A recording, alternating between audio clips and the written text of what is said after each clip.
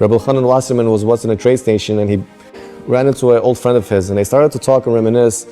And the friend turns to the rabbi and he says, "So what have you been up to nowadays?" So the rabbi says, "Well, I became a rabbi.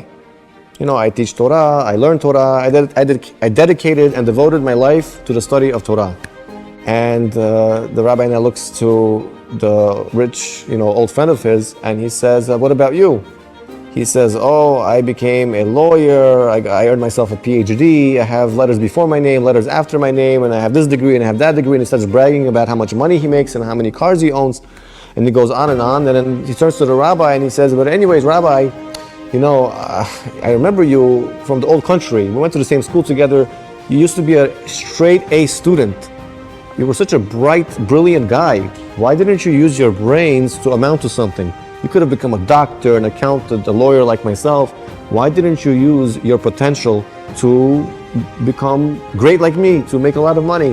So the rabbi was very wise, and he was very patient, and he was very sharp. So he was waiting for the most opportune moment to answer this fellow. So he just smiled at him, and they continued to talk, and all of a sudden this guy's train is now arriving. This guy's train is coming, and it looks like a shabby old train. So the rabbi looks at him and he says, "For such a fancy guy like you with such fancy shoes and such a, fancy belt and, such a chashuv guy like you, I don't think you belong on such a old train like that. I think you should go on a nicer train. In fact, there's a nicer train coming within about 5 minutes from now. It's a first class ticket train. I think you should go on that train." So the man looks at the rabbi and says, "Rabbi, I know about that train. That train is a very nice train, but it's not going towards the direction I need to go. It's going to completely the opposite direction that I need to go."